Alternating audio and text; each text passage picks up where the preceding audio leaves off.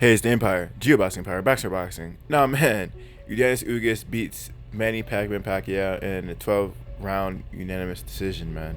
And wow, man, Ugas looked great in this fight. It was wild because before this fight, it seemed as though Cubans versus Philippines are fighting back to back in Guillermo Rigondeaux fight versus Casimero fight. You know, Guillermo Rigondeaux was boxing and moving a little excessively, right, giving Casimero the win, and everyone was thinking these Cubans are sweet. They're gonna run around the ring, and no one thought much of Yordenis Ugas. With the loss of Guillermo Rigondeaux by Casimero, instead of Pacquiao saying Ugas would run too, Pacquiao was still talking about Mayweather. He looked past Ugas and he was looking at other opponents around him, and he didn't do his homework, and he didn't know what kind of fighter Ugas really was. Now, man, Ugas taller fighter than Manny Pacquiao, longer fighter than Manny Pacquiao, and with Ugas' amateur pedigree, you know, being a pure boxer, he was able to walk Pacquiao down and weather the storm with Pacquiao, right? Ugas was controlling the jab, hitting Manny Pacquiao continuously with a jab and a looping right hook around Pacquiao's guard. Now, Pacquiao was doing good in the fight. He just couldn't really land his flurries of punches that he was throwing. Right, Ugas was just standing right in front of Pacquiao and not giving Pacquiao space to generate the power. A lot of people, the reason why Pacquiao is so good at flurries is because people will usually fight backwards when they fight Pacquiao. But if you stand toe to toe to Pacquiao and walk him down, you don't give Pacquiao room to generate that power in the left hand. That power is going to wane. And so Ugas was standing right in front of Pacquiao the whole night, and he was controlling him with the jab and looping punches. Right, when Pacquiao come in at an angle, he wouldn't throw a straight punch, he would throw a looping punch and pivot at the same time. And he was catching Pacquiao with those punches all night. So, you know, CUBA gets a dub, and they show their supremacy in the boxing. You know, usually it's in the amateur rankings. They won a gold medal this year, a couple gold medals in boxing, and they definitely won one in the professional one tonight. This is the biggest win in Cuba's history right here with this Manny Pacquiao fight. Yordenis Ugas he came in here to lose, right? The guy was 27 wins, 12 knockouts, and 4 losses. He was supposed to lose the fight, right? He had a 2-week notice. So all respect to Yordenis Ugas. You know, I actually thought that Ugas may have had a chance, but you know, they were talking about how, you know, Ugas didn't have a full training camp for this fight. He was a last minute replacement for Errol Spence, who got hurt with the detached retina, right? He was a last minute replacement. He wasn't, he didn't, you know, his arm was bulging. It looked like he had a tear in one of his biceps. You know, there's just a lot of unknown factors with Yordenis Ugas, leading me to believe that he might lose his fight. But he proved everyone wrong, man. He shows why Cuba is elite in boxing.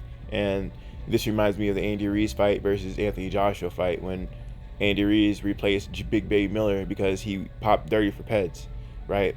Andy Ruiz ended up stopping Anthony Joshua, and that was one of the biggest upsets in boxing history. Yordenis Ugas, with the same amount of time in between, he didn't stop Pacquiao, but he beat him, and that was definitely a big L for Manny Pacquiao, man. Crazy stuff, man. But you know, I'm glad Ugas got the one. A lot of people were saying that Ugas does not deserve this belt, and how the WBA needs to give Pacquiao his title, and the WBA did the right thing by giving Yordenis Ugas his title and letting him keep it. You know, Pacquiao didn't like that Ugas was a champion, because the reason why Pacquiao was stripped is because Pacquiao was a champion in recess, and he just didn't fight for such a long time that they had to give the title on, and they had to keep the division moving. Right, so WBA did the right thing by keeping Ugas as the champion, and he proved tonight why the WBA made the proper decision by elevating Yordenis Ugas for the WBA title. Right now, Ugas is much better than advertised. That Sean Porter fight told you everything you need to know how Yordenis Ugas can deal with pressure fighters. Right, Showtime Sean Porter, the most aggressive fighter at 147, the youngest fighter with that kind of style, who's effective with the A1 chin. You know, Yordenis Ugas picked him apart and he walked him down. Ugas has amazing defense, and people were sleeping on him because it just came out of nowhere, and people were so hyped about the Errol Spence fight. People had it in their mind that this Errol Spence versus Manny Pacquiao fight is gonna happen next year, and they just want to see the big fights, and unfortunately that didn't happen. That's why people always say you gotta make these big fights in boxing sooner rather than later, because you just don't know what can happen in the sport of boxing. And when you try to marinate these fights for too long, one of the fighters always inevitably taking an L, right? Think of Anthony Joshua versus Deontay Wilder. They both took an L. Think of Jamel Charlo versus Jarrett Hurd. They both took an L. I mean, the list goes on and on. Kell Brook versus Amir Khan. Khan had losses early in his career, but as his career went on and on, they took losses. There's never a time where both top fighters don't fight each other and they go in a spree for years with never taking an L, and then they finally fight each other. That's never the case. At one point, they always take the L, right? So, that being said, man, Yordenis Ugas gets a W. This is a big win for his career. This is career altering right here.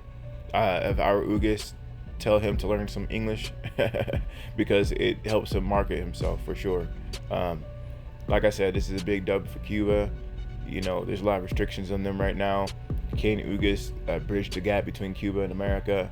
I hope so, man, because I would love to go to Cuba, man. I would love to go to Cuba, smoke one of those cigars. Anyway, man, let me know you guys feel about that, man. I thought it was a good fight. Manny Pacquiao, Yordenis Ugas. Like I said, the rivalry between the Philippines and the Cuba was high. They were big on that win with Guillermo Rigondeaux and Casimero, and they thought Ugas was going to be sweet. Not so much, man. Not so much. I'm glad Ugas stood his ground, didn't pull Rigondeaux, and this is how you fight, man. This is how you fight tall. You can fight tall while walking a guy down. Ugas showed how to do it. You walk a guy down, you fight tall, you use your length, and you control distance. When Pacquiao's throwing those flurries, Ugas will pivot and or hold him or clinch him. He did everything perfectly right, man. That was a pitch perfect performance, man. 10 out of 10, man. Let me know you guys feel about it, though. Like, comment, subscribe. This is the Empire. Geoboxing Empire. Peace.